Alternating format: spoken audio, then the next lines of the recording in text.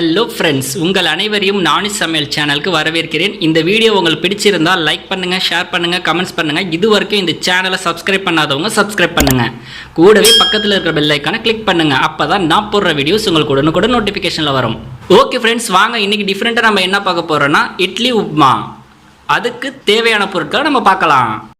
நான் இன்றைக்கி எடுத்துக்கிட்டது 7 இட்லி, தேவையான அளவு உப்பு, 1 டீஸ்பூன் கடுகு, 4 வெங்காயம், தேவையான அளவு கருவேப்பிலை, 2 பட்டை மிளகாய், 2 டீஸ்பூன் கடலைப்பருப்பு. வாங்க இட்லி உப்புமா எப்படி செய்கிறது அப்படிங்கிறத நம்ம பார்க்கலாம். நம்ம எடுத்து வச்சிருக்கிற இட்லியை உப்புமா மாதிரி உதுத்து விட்டுக்கலாம்.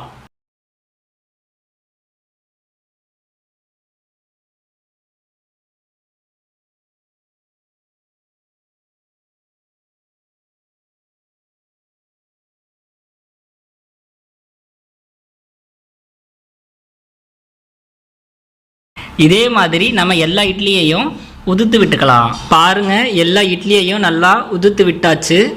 வாங்க இட்லி உப்புமா எப்படி செய்கிறது அப்படிங்கிறத நம்ம பார்க்கலாம். கடாய் சூடாயிருச்சு. தேவையான அளவு நல்லெண்ணெயை சேர்த்துக்கலாம்.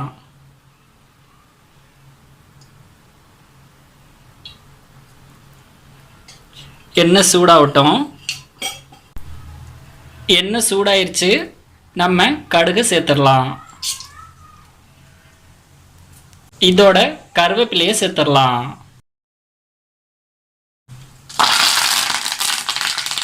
பட்டை மிளகாவையும் சேர்த்துடலாம். இதையெல்லாம் நல்லா தாளித்து விட்டுக்கலாம். கடலைப்பருப்பு சேர்த்துடலாம். இதையும் நல்லா நம்ம தாளித்து எடுத்துக்கலாம். நம்ம வெங்காயத்தை சேர்த்துடலாம். வெங்காயம் நல்லா வதங்கட்டும். தேவையான அளவு உப்பு சேர்த்துக்கலாம். நல்லா மிக்ஸ் பண்ணி விடுங்க. உதுத்து வச்சிருக்கிற இட்லியை கொஞ்சம் கொஞ்சமாக சேர்த்துடலாம்.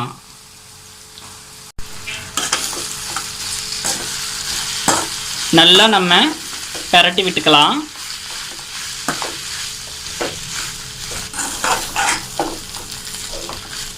நல்லா மிக்ஸ் பண்ணியாச்சு. இட்லி ஏற்கனவே நம்மளுக்கு வெந்ததுனால இதை ரொம்ப நம்ம வேக வைக்க அவசியம் இல்லை. இதை 2 to 3 மினிட்ஸ் நம்ம லோ ஃப்ளேமில் வச்சா போதும். அதுக்கப்புறம் நம்ம ஆஃப் பண்ணிடலாம். 2 to 3 மினிட்ஸ் ஆயிடுச்சு. இப்போ நம்ம ஒரு பிளேட்டுக்கு சாப்பிட்றதுக்கு சர்வ் பண்ணிடலாம்.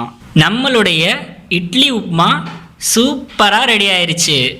பாருங்கள், நம்ம டிஃப்ரெண்ட்டாக உப்புமாவை இட்லியில் செஞ்சுருக்கோம்.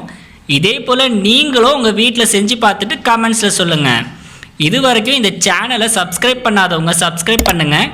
கூடவே பக்கத்தில் இருக்கிற பெல் ஐக்கானை கிளிக் பண்ணுங்கள். அப்போ தான் நான் போடுற வீடியோஸ் உங்களுக்கு உடனுக்குடன் நோட்டிஃபிகேஷனில் வரும். ஓகே ஃப்ரெண்ட்ஸ், இன்னொரு வீடியோவில் நான் உங்களை சந்திக்கிறேன். பாய்.